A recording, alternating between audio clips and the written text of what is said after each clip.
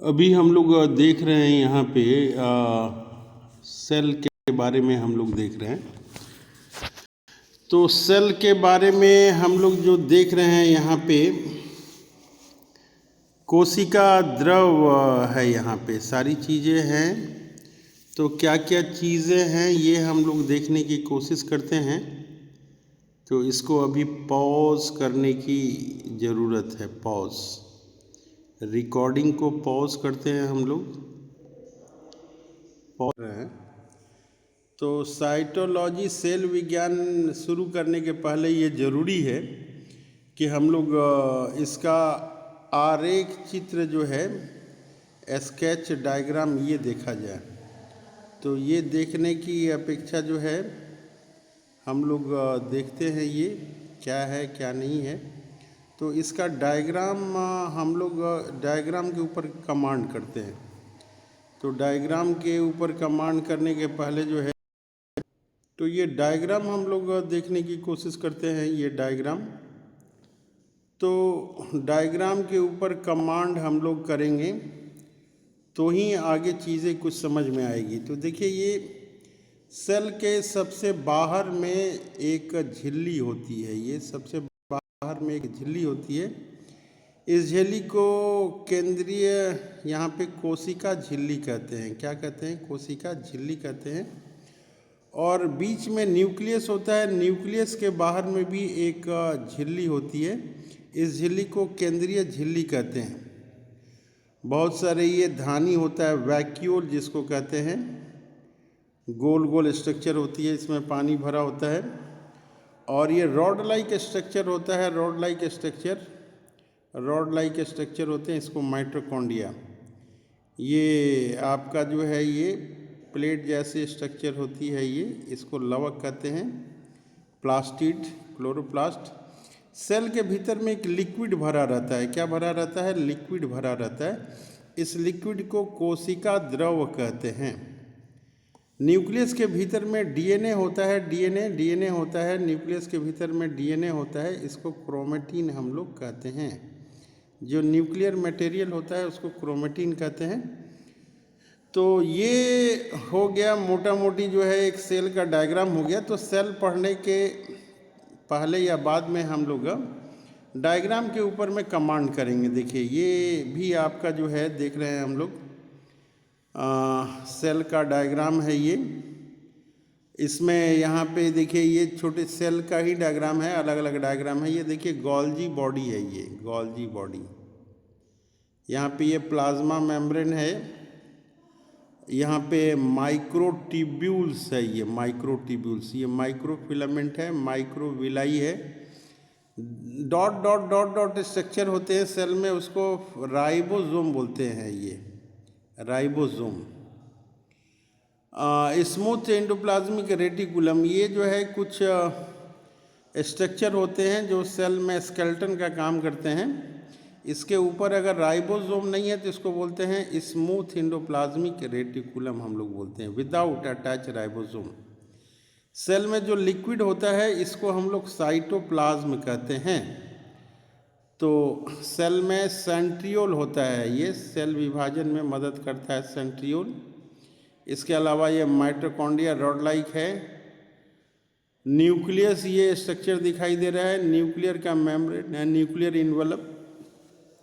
तो इस तरह से कुछ सेल की जो स्ट्रक्चर है इसके ऊपर हम लोग कमांड करने की कोशिश करेंगे। देखिए, दो तरह की सेल होती है। सेल जो होती है वो दो तरह की होती है। सेल जो है कितने तरह की होती है? दो तरह की होती है। एक सेल जो है, सेल जो समझिए, अगर मोटा मोटी कहें हम लोग कि सेल, एक सेल जो है जो दिखाई नहीं देती है उसको हम लोग बोल सकते हैं प्रोकैरियोटिक सेल, और जो दिखाई देती है उसको हम लोग यूकैरियोटिक सेल बोलेंगे। यूकैरियोटिक सेल में भी दो तरह की होती है। एक तो जो प्लांट में पाई जाती है, पेड़ पौधों में पाई जाती है, वो प्लांट सेल, और दूसरे जो है एनिमल में पाई जाती है, उसको एनिमल सेल हम लोग कहते हैं। तो सेल दो तरह की हो गई। एक जो है बैक्टीरिया वगैरह में पाया जाता है, वो प्रोकैरियोटिक सेल हो गया। दूसरा जो है एनिमल प्लांट में पाया गया उसको यूकैरियोटिक सेल कहते हैं। यूकैरियोटिक सेल दो तरह का, एक प्लांट सेल और एक एनिमल सेल। आगे हम लोग और डायग्राम कुछ देखते हैं। माइक्रोफेज एपोटॉपिक को निगल जाता है, इसको बाद में देखेंगे। हम लोग ये देखते हैं यहाँ पे फिर एक डायग्राम है न्यूक्लियस का। ये डायग्राम दिखा रहा है यहाँ पे, ये न्यूक्लियस है। ये क्या है, टोटल न्यूक्लियस है। न्यूक्लियस है ये टोटल। न्यूक्लियस के भीतर में जो है न्यूक्लियोलस है। न्यूक्लियस के भीतर में न्यूक्लियोलस है यहाँ पे ये। और यहाँ पे न्यूक्लियस के भीतर जो है डीएनए का बना हुआ, डीएनए आरएनए प्रोटीन का बना हुआ क्रोमेटिन होता है, कॉन्डेंस्ड रूप में होता है। और न्यूक्लियस के बाहर का जो ये मेम्ब्रेन है, जो बाहर का मेम्ब्रेन है, इसको हम लोग बोलते हैं न्यूक्लियर इन्वलप। तो ये चीज़ें हम लोग को दिख रही हैं। और सबसे फिर हम लोग दूसरा डायग्राम देखने की कोशिश करते हैं। ये देखिए प्लांट सेल का डायग्राम है। प्लांट सेल जो है जनरली ये रेक्टेंगुलर होते हैं, इस तरह से ये रेक्टेंगुलर होते हैं। एनिमल सेल जो है ऐसे जनरली गोल होता है, हम लोग यही दिखाते हैं। प्लांट सेल में बड़ा सा वैक्यूल होता है बीच में, और न्यूक्लियस इसका छोटा सा होता है। एनिमल सेल में न्यूक्लियस बड़ा होता है, बीच में होता है वैक्यूल, इसमें जो है छोटा होता है या एब्सेंट होता है। तो हम लोग ये देख रहे हैं यहाँ पे। तो ये क्या चीज़ का डायग्राम है, हम लोग प्लांट सेल का ये डायग्राम देख रहे हैं। देखिए प्लांट सेल में सेल वॉल होता है। प्लांट सेल में सेल वॉल होता है, रॉड लाइक स्ट्रक्चर होती है माइटोकॉन्ड्रियम। न्यूक्लियस के बाहर का जो स्ट्रक्चर है ये न्यूक्लियर मेम्ब्रेन बोलते हैं। ये न्यूक्लियस के बाहर का स्ट्रक्चर है न्यूक्लियर मेम्ब्रेन। ये गोल्जी बॉडी है, सिक्रीशन का काम करता है। न्यूक्लियस है पूरे सेल को कमांड करता है। और न्यूक्लियस के भीतर जो लिक्विड है, द्रव है, इसको न्यूक्लियोप्लाज्म कहते हैं। और जो बाहर है, न्यूक्लियस के बाहर है, उस लिक्विड को हम लोग साइटोप्लाज्म कहते हैं। तो साइटोप्लाज्म और प्रोटोप्लाज्म, न्यूक्लियोप्लाज्म और साइटोप्लाज्म दोनों को मिला के हम लोग प्रोटोप्लाज्म कहते हैं। अब हम लोग दूसरा डायग्राम देखते हैं। एक डायग्राम है यहाँ पे, लेकिन ये स्पष्ट नहीं है। दूसरा देखते हैं हम लोग। यहाँ पे देखिए ये बहुत सुंदर डायग्राम है। यहाँ पे ये है एक प्लांट सेल है, पादप कोशिका का डायग्राम है। और दूसरा जो है जंतु कोशिका का डायग्राम है। देखिए दोनों में जो है न्यूक्लियस है, दोनों में क्या है, न्यूक्लियस है। लेकिन जो प्लांट का, जंतु का जो कोशिका है, उसमें न्यूक्लियस जो है बीचों बीच पाया जाता है। ये देखिए सेंटर में यहाँ पे ये न्यूक्लियस पाया जाता है। और पादप का जो कोशिका है, प्लांट का जो कोशिका है, उसमें न्यूक्लियस जो है किनारे में पाया जाता है। और बीच में बड़ा सा जो है एक वैक्यूल होता है। बड़ा सा क्या होता है, वैक्यूल होता है, जिसको रिक्तिका बोलते हैं हम लोग, रिक्तिका। वैक्यूल जो है जंतु कोशिका में या तो एब्सेंट होता है, या होता भी है तो छोटा होता है। देखिए जंतु कोशिका हो या पादप कोशिका है, दोनों में जो है कोशिका झिल्ली होती है, कोशिका झिल्ली होती है। लेकिन पादप कोशिका जो है, इसमें कोशिका झिल्ली के अलावा भी एक बाहर में होता है, जिसको कोशिका भित्ति कहते हैं। जिसको क्या कहते हैं, कोशिका भित्ति कहते हैं।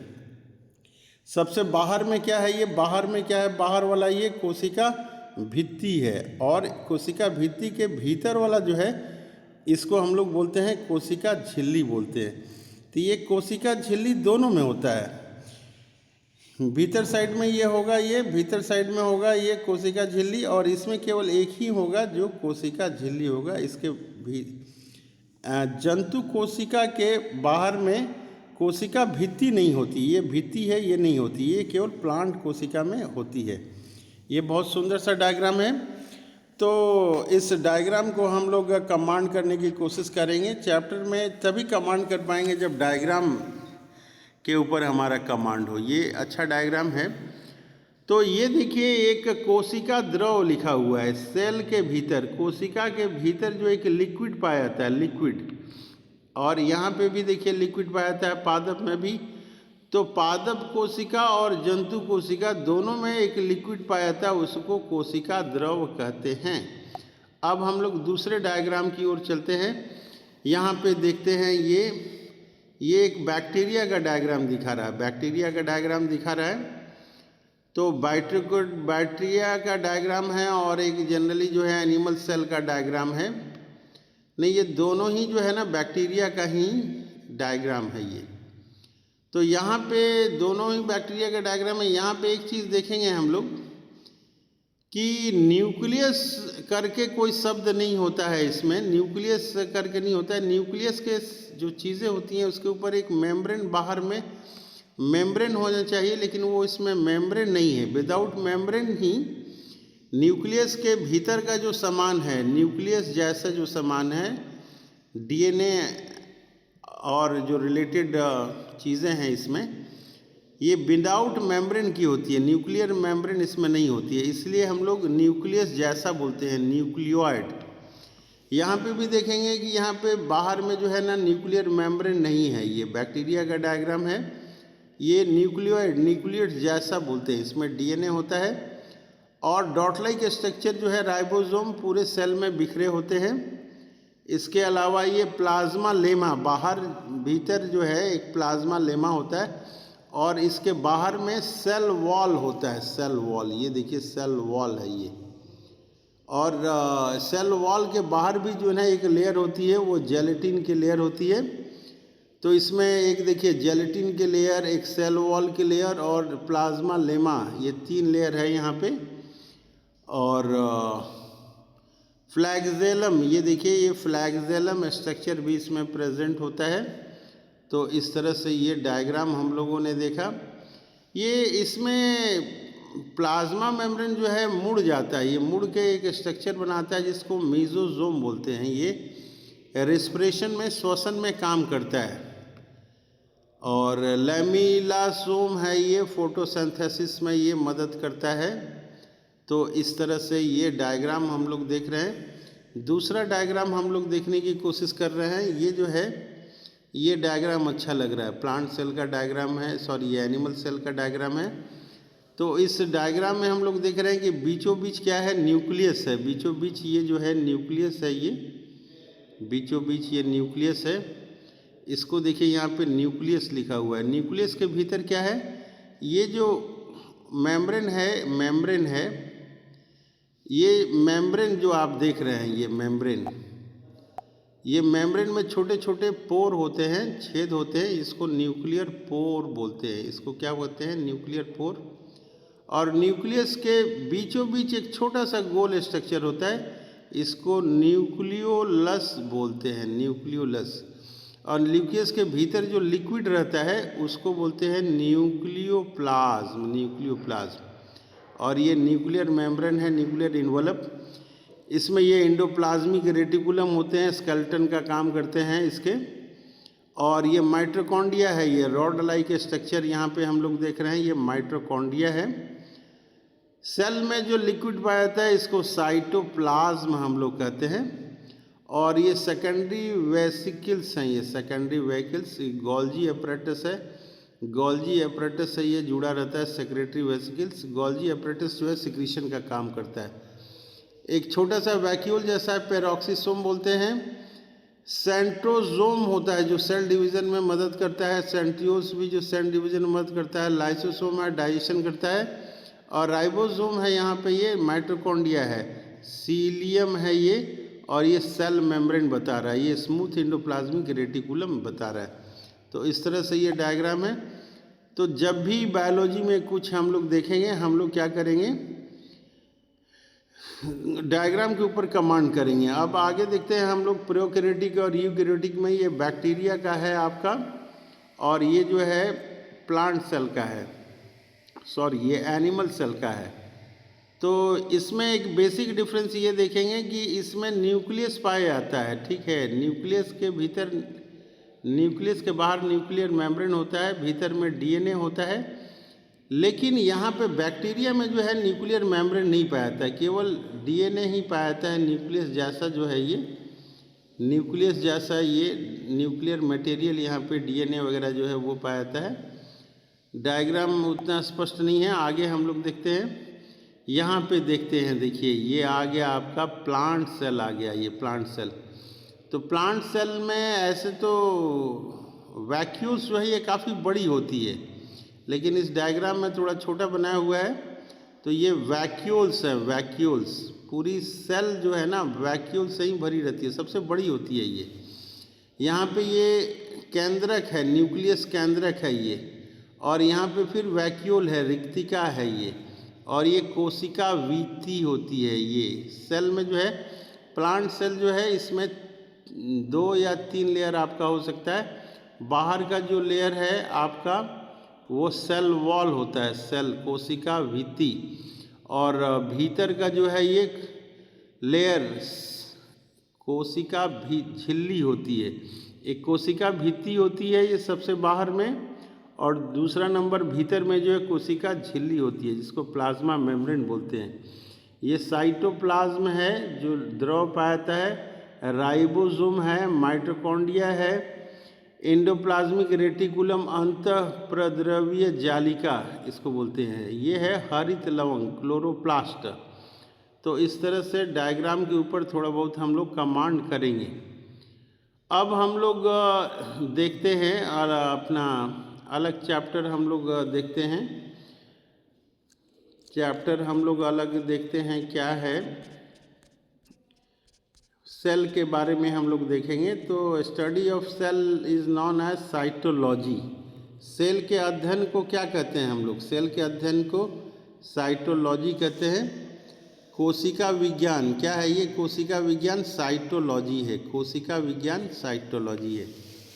तो ये देखते हैं हम लोग कि ये देखिए सेल के भीतर में है, मान लीजिए कि ये एक सेल है, एक सेल है, ये सेल है, भीतर में क्या है? एक न्यूक्लियस है, सेल है, भीतर में एक न्यूक्लियस है। तो इसके भीतर एक लिक्विड भरा रहता है। इस लिक्विड को क्या बोलते हैं?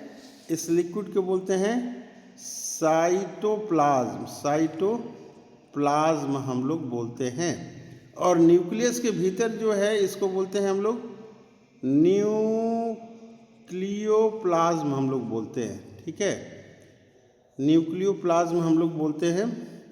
तो साइटोप्लाज्म और न्यूक्लियोप्लाज्म हम लोग दोनों चीज़ है। तो ये दोनों को मिला के, साइटोप्लाज्म और न्यूक्लियोप्लाज्म दोनों को मिला के हम लोग बोलते हैं प्रोटोप्लाज्म हम लोग बोलते हैं। दोनों को मिला के क्या बोलते हैं? प्रोटोप्लाज्म। तो साइटोप्लाज्म और न्यूक्लियोप्लाज्म। सेल के भीतर एक लिक्विड रहता है। सेल के भीतर क्या होता है? एक लिक्विड होता है। उस लिक्विड को प्रोटोप्लाज्म कहते हैं, जीव द्रव कहते हैं हम लोग। सेल के भीतर एक लिक्विड होता है, सेल के भीतर एक लिक्विड होता है, उस लिक्विड को हम लोग क्या कहते हैं? प्रोटोप्लाज्म हम लोग कहते हैं, जीव द्रव कहते हैं। ये जीव द्रव अगर न्यूक्लियस के बाहर है तो इसको साइटोप्लाज्म बोलेंगे, साइटोप्लाज्म। और अगर न्यूक्लियस के अंदर है तो इसको बोलेंगे न्यूक्लियोप्लाज्म बोलेंगे। दोनों को मिला के हम लोग बोलेंगे, दोनों को एक साथ बोलना हो तो उसको प्रोटोप्लाज्म बोलेंगे, जीव द्रव। तो कोशिका विज्ञान में साइटोलॉजी में सबसे पहले हम लोग देखते हैं जीव द्रव, जीव द्रव।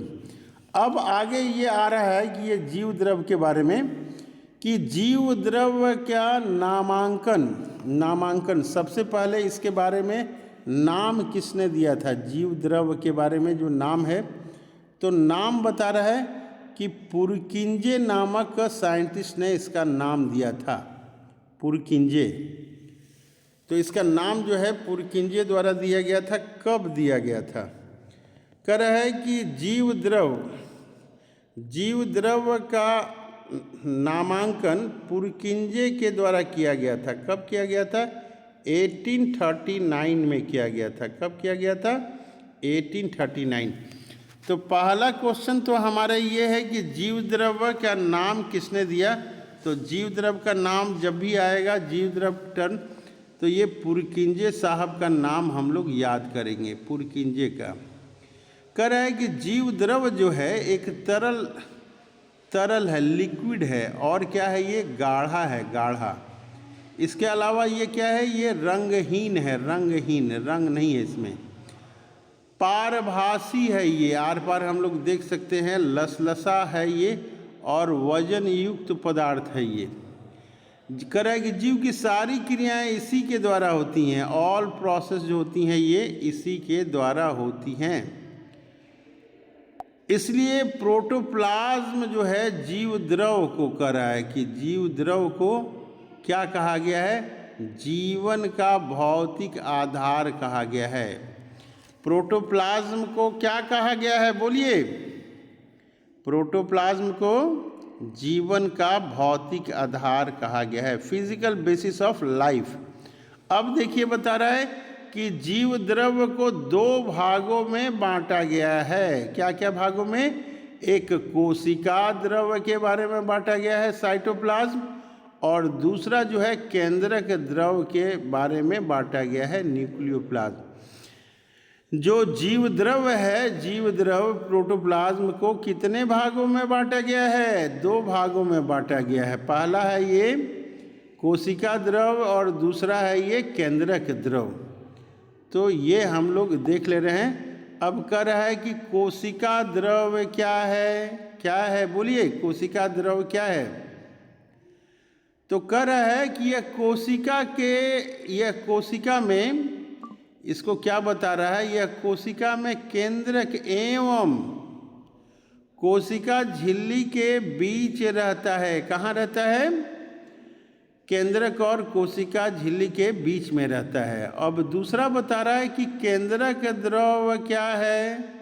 केंद्रक द्रव मतलब क्या होता है, न्यूक्लियोप्लाज्म। यह कह रहा है कि यह कोशिका में केंद्रक के अंदर रहता है। कहाँ रहता है, केंद्रक के अंदर रहता है। कह रहा है कि जीव द्रव का जो है, जीव द्रव यानी कि प्रोटोप्लाज्म 99% जो पार्ट होता है निम्न चार तत्वों से मिलकर बना होता है। क्या क्या है चार तत्व, पहला है ऑक्सीजन 76%, दूसरा है कार्बन 10.5%, हाइड्रोजन बता रहा है ये 10% के आसपास, और नाइट्रोजन बता रहा है 2.5% के अंतर्गत। जो प्रोटोप्लाज्म है जीव द्रव, इसका जो सबसे महत्वपूर्ण पॉइंट है, कह रहा है कि 80% इसका जो भाग होता है वह जल होता है, वाटर होता है। आगे हम लोग देखते हैं, एक पॉइंट ये है कि जीव द्रव में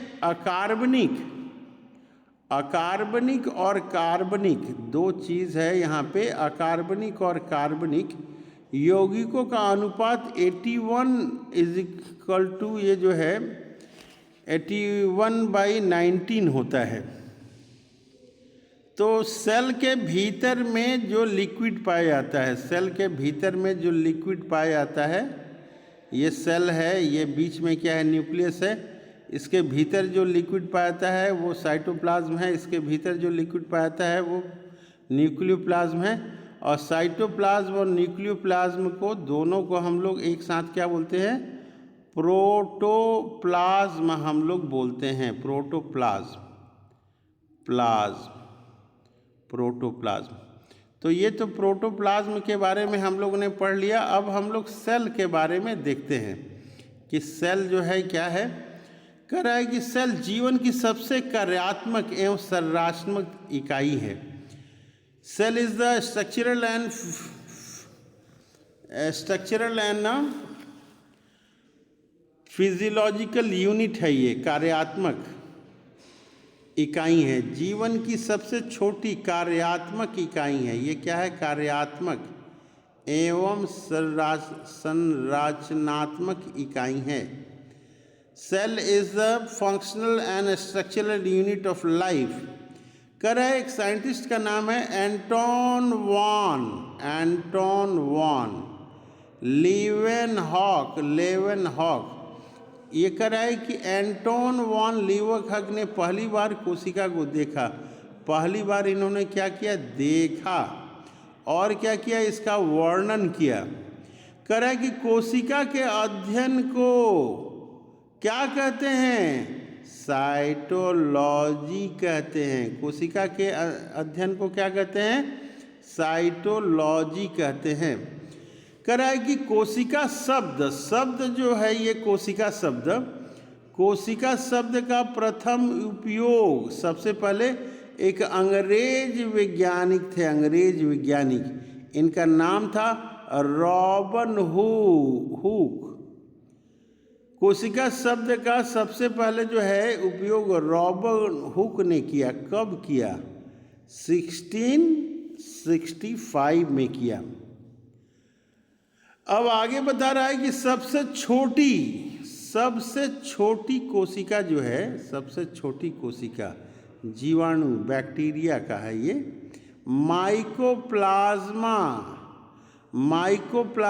गैली सेप्टिकमा, माइकोप्लाज्मा गैली सेप्टिकमा कहते हैं। सबसे छोटी कोशिका को क्या कहते हैं? माइकोप्लाज्मा गैली सेप्टिकमा कहते हैं। और सबसे लंबी कोशिका जो है, सबसे लंबी कोशिका वह तंत्रिका तंत्र की कोशिका है। अब जो है देखते हैं सबसे बड़ी कोशिका जो है शुतुरमुर्ग के अंडे, ऑस्ट्रिच एग की होती है। किसकी होती है? ऑस्ट्रिच ऑग की होती है। देखिए ये जो है कोशिका का सिद्धांत का प्रतिपादन, एक कोशिका सिद्धांत दिया गया था कि ये जो है ये सेल जो है, कोशिका सिद्धांत क्या बताती है? कोशिका सिद्धांत ये बताती है कि कोई भी सेल है, मान लीजिए कि ये एक सेल है, इसके भीतर में ये न्यूक्लियस है, तो ये जो है 2 भागों में डिवाइड कर जाती है, फिर ये 2 सेल बनाती है। एक सेल जो है ये 2 सेल। तो ये सेल के बारे में अगर कहा जाए कि ये सेल कहाँ से आई है, तो ये वाली सेल जो है, ये इस सेल के डिवीजन से आई है।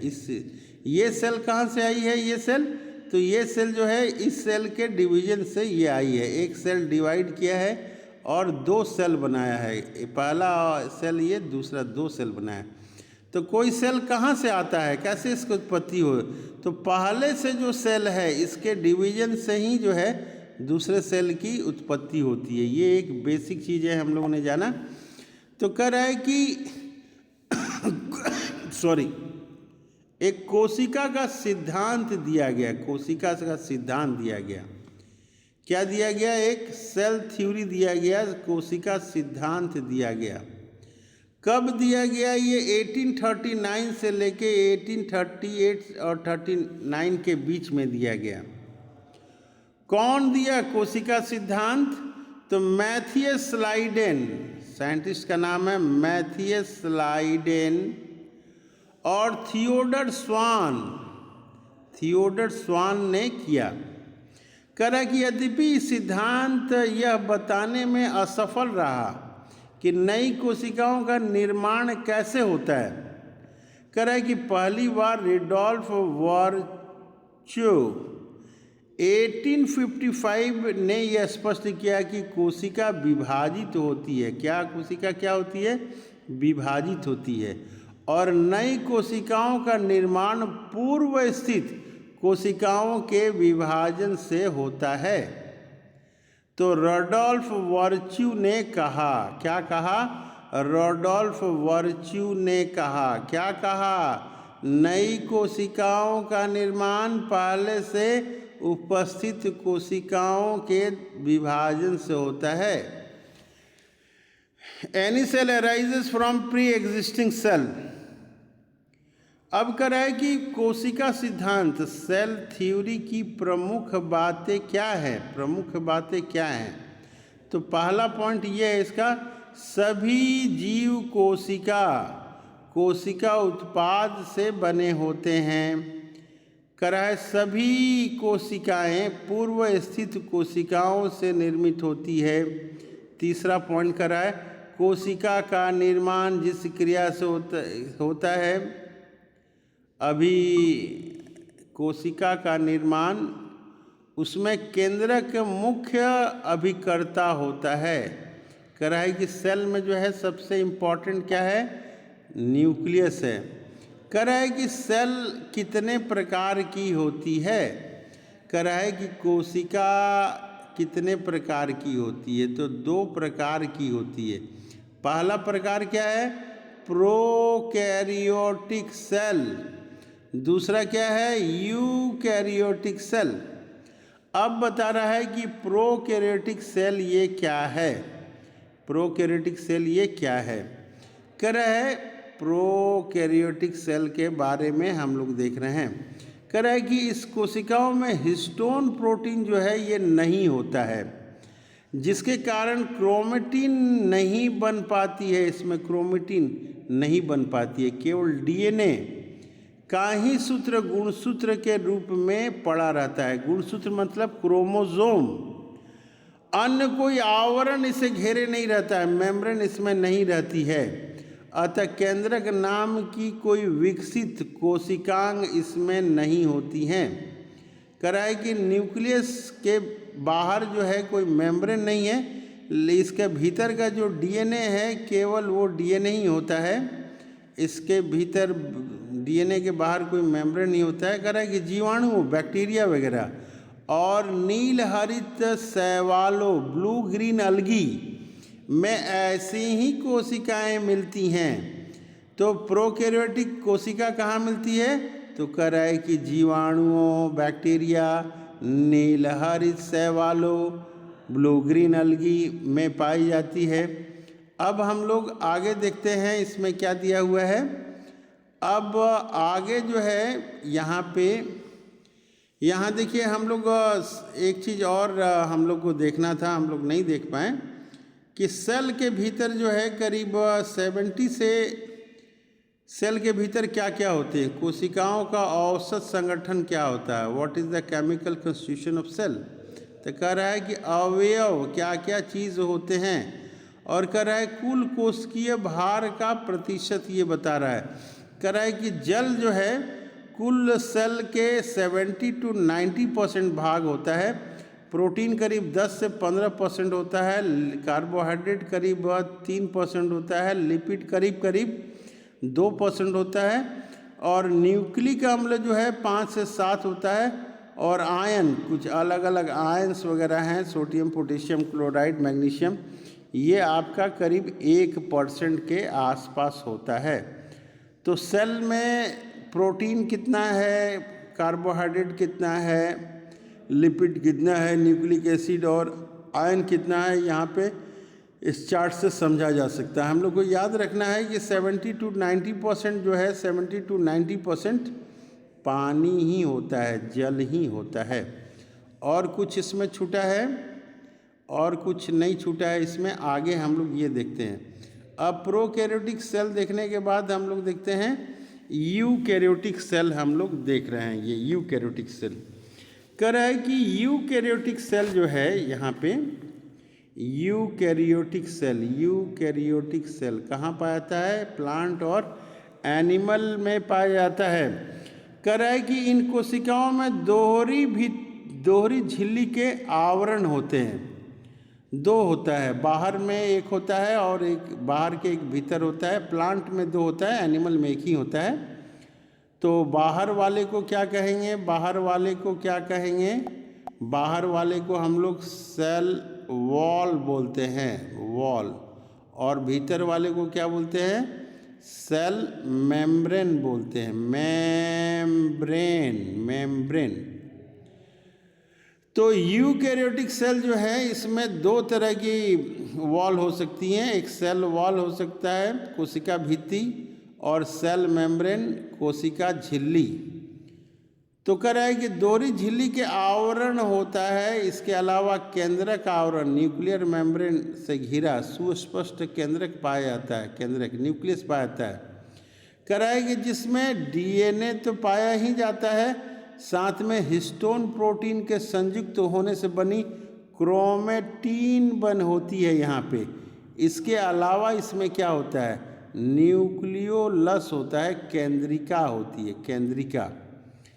तो हम लोगों ने देखा प्रोकैरियोटिक और यूकैरियोटिक के बारे में। अब यहाँ पे कुछ डिफरेंस दिया हुआ है कोशिका भित्ति के बारे में, कि यहाँ जो है प्रोकैरियोटिक और यूकैरियोटिक में डिफरेंस हम लोग थोड़ा सा, यूकैरियोटिक में डिफरेंस थोड़ा सा जान लें हम लोग। तो कोशिका भित्ति जो है ये प्रोकैरियोटिक में बनी होती है, प्रोटीन से बनी होती है और कार्बोहाइड्रेट से बनी होती है। लेकिन यूकैरियोट में जो कोशिका भित्ति होती है वो सेलुलोज की बनी होती है। आगे बता रहा है कि माइटोकॉन्ड्रिया के बारे में, ये एब्सेंट होता है, अनुपस्थित होता है, और यूकैरियोटिक में ये उपस्थित होता है। एंडोप्लाज्मिक रेटिकुलम जो है ये करा है कि एब्सेंट होता है और यूकैरियोटिक में ये प्रेजेंट होता है। राइबोसोम बता रहा है 70S तरह के होते हैं और इसमें बता रहा है कि 80S तरह के होते हैं।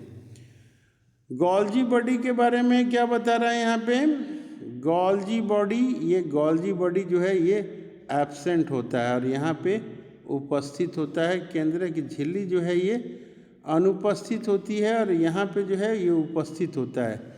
लाइसोसोम जो है यहाँ पे अनुपस्थित होते हैं, यहाँ पे उपस्थित होते हैं। डीएनए जो है एकल सूत्र के रूप में होता है, यहाँ पे पूर्ण विकसित और दोहरे सूत्र के रूप में होता है। तो ये हम लोगों ने देखा प्रोकैरियोटिक और यूकैरियोटिक में अंतर। कुछ और अंतर हैं वो देखते हैं हम लोग। तो कर रहा है कि कशाभिका कर रहा है कि केवल एक तंतु होता है, एक तंतु होता है। एक क्या होता है, एक तंतु होता है।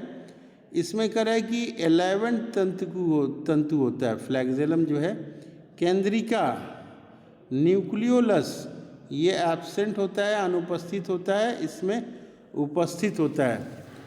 सेंट्रियोल जो है ये कर रहा है कि अनुपस्थित होता है, इसमें उपस्थित होता है। श्वसन जो है ये कर रहा है कि प्लाज्मा झिल्ली द्वारा होता है, इसमें कर रहा है कि माइटोकॉन्ड्रिया के द्वारा होता है। कर रहा है कि लिंग प्रजनन नहीं पाया जाता है, इसमें कर रहा है कि पाया जाता है। प्रकाश संश्लेषण कर रहा है कि थायरॉयड में होता है, थायरॉयड, और यहाँ पे क्लोरोप्लास्ट में होता है। कोशिका विभाजन जो है अर्धसूत्री प्रकार का होता है और यहाँ पे कर रहा है कि कोशिका विभाजन अर्धसूत्री और समसूत्री दोनों तरह का ये हो सकता है। तो ये हम लोगों ने देखा। यहाँ एक इम्पॉर्टेंट बात ये है कि कोशिका विभाजन जो है प्रोकैरियोटिक के केस में अर्धसूत्री मियोसिस कराइए, और यहाँ पे अर्धसूत्री यानी कि मियोसिस एंड समसूत्री माइटोसिस दोनों होते हैं। तो नेक्स्ट, ये वीडियो थोड़ा लंबा हो गया है। नेक्स्ट वीडियो में हम लोग देखेंगे कि पार्ट्स ऑफ सेल क्या क्या होते हैं। डायग्राम के ऊपर कमांड करेंगे हम लोग। डायग्राम के ऊपर कमांड करने से काफ़ी अच्छा हम लोग जान पाएंगे।